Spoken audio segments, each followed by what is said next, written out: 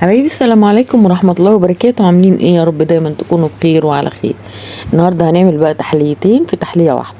ازاي؟ تعالوا نشوف الفيديو وانتوا تعرفوا. انا هنا معايا بسكوت وان مورو. النوع ده حلو قوي في الحلويات. ومعايا كوباية كريم شانتيه، ومعايا 3 بكاوي من الجيلي الفراولة. للأمانة أنا بعت جبت كمان بسكويت من دوت. لأني حسيت إن الكمية صغيرة على الطاجن اللي أنا هعمله. اول حاجة هنبتدي مع بعض، هنعمل الكريمة مع بعض. حطيت كوباية الكريمة وهحط كوباية لبن. اول حاجة حطيت 3 معالق من السكر البودر. تمام.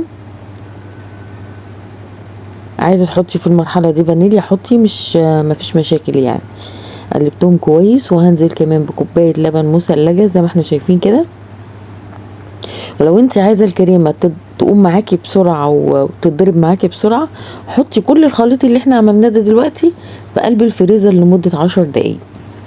احنا عايزين كل المكونات دي تسقع معايا، وفي نفس الوقت تبقى ايه يعني داخلة على الجمودية شوية، هتقوم معاكي بسرعة. هحطها في الفريزر زي ما اتفقنا، وبعد كده هنعمل مع بعض الجيلي. انا حاطه معايا هنا 4 كوبايات من المية المغلية في الكاتل، لكن انا برضو يعني حبيت ان انا احطها على النار. لما بعمل المرحلة دي الجيلي بيجمد معايا بسرعة. هنا معايا البسكويت وكسرته. انا كسرته النهارده، مش هنسقي البسكويت ونحطه في قلب الطاجن، لا احنا النهارده نكسره ونحطه متكسر كده. هنا انا بحب ازود السكر في الجيلي علشان خاطر يبقى مسكر سنه، لان هو في الاساس ما بيبقاش مسكر قوي. وعشان الميه سخنه السكر معايا داب، انا حطيت معلقتين. تمام. هبتدي بقى اقلب وشوف هنا البسكويت بتاعتي بعد ما كسرته نزلت بكوبايه بنص كوبايه لبن. بس للامانه كان اللبن عايز يزيد شويه عشان البسكوته تبقى مسقيه ومتشربه كويس. هقلبه كويس واسيبه لحد ما اخلص بقيه المكونات اللي معايا التانية. هنا هنزل ب3 بكاوي جيلي. احنا النهارده هنعمل صنفين زي ما اتفقنا، بصنف واحد او في مرحله واحده. تمام. هنا حطيته وهبتدي اقلب معايا لحد ما الميه تغلي بالجيلي معايا كده. الموضوع بيمسك يعني، الجيلي بيمسك كويس. هنا حطينا 4 كوبايات، وهحط كوبايتين ميه ساقعين لما الجيلي بتاعي يستوي. اهو زي ما احنا شايفين كده، انا طفيت عليه ونزلت بكوبايتين بقى تلج علشان تنزل درجة الحرارة عشان اعرف اشتغل بيه. تمام. هقلب كويس لحد ما درجة الحرارة بتاعتي تنزل. هنا بقى هنضرب الكريمه، وزي ما احنا شايفين كده ابتدت تتجمد معايا. بصوا يعني بصوا مفيش ضرب يعني، ولقيتها ايه اشتغلت معايا على طول. وزودتها كمان نص كوبايه لبن. هنا انا حطيت بقى الكريمه بتاعتي على البسكويت علشان يبقى يعني خليط واحد، يعني يبقى خليط واحد ويبقى مندمج مع بعض. زي ما احنا شايفين كده هقلب. لو حبيت، لو كان عندك كميه الكريمه زياده شويه زودي. كل ما بيبقى البسكويت كريمته كتيره بيبقى احلى.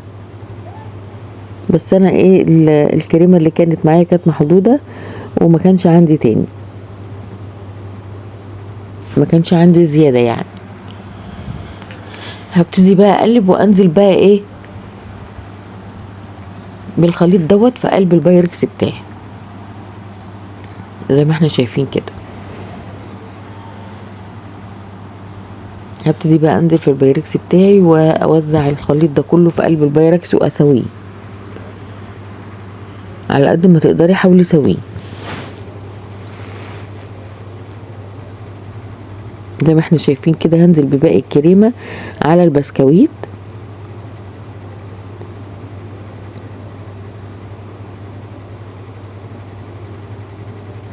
واوزعه كويس قوي.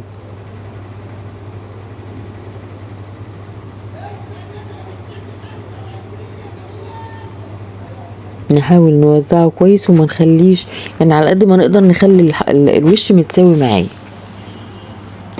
احنا قلنا ان احنا هنعمل ايه تحليتين، فانا كنت عندي جيلي طبعا انا مزوده فيه جدا، فعملت فيه اطباق وحطيت موز. طبعا كان بارد تماما معايا، عشان احط الموز كده لازم يبقى بارد معايا عشان ما يسودش مني ويبوظ. هبتدي بقى احطه في التلاجة عشان يجمد.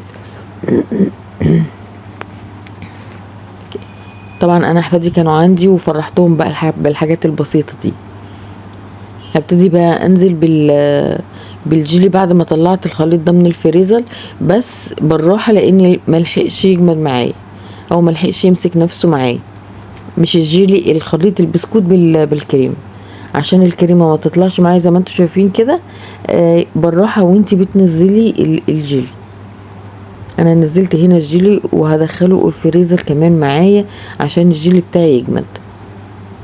ده ما احنا شايفين كده لسه سائل، فانا هحطه في الفريزر عشان يجمد.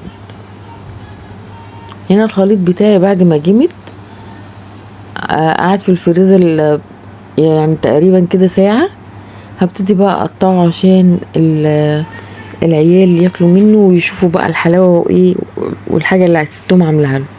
طبعا زي ما احنا شايفين كده طبقات البسكوت بالكريمة بالجيلي، حاجة جميلة كده وكانت طعمة وكانت بصراحة جميلة. بس البسكوت زي ما انا قلت لكم كان عايز يتشرب بزيادة، بس كان حلو يعني. وده الجيلي بتاعي بعد ما جمد زي ما قلت لكم بامكانيات بسيطه فرحت اولادي واحفادي، وكان يوم زي العسل.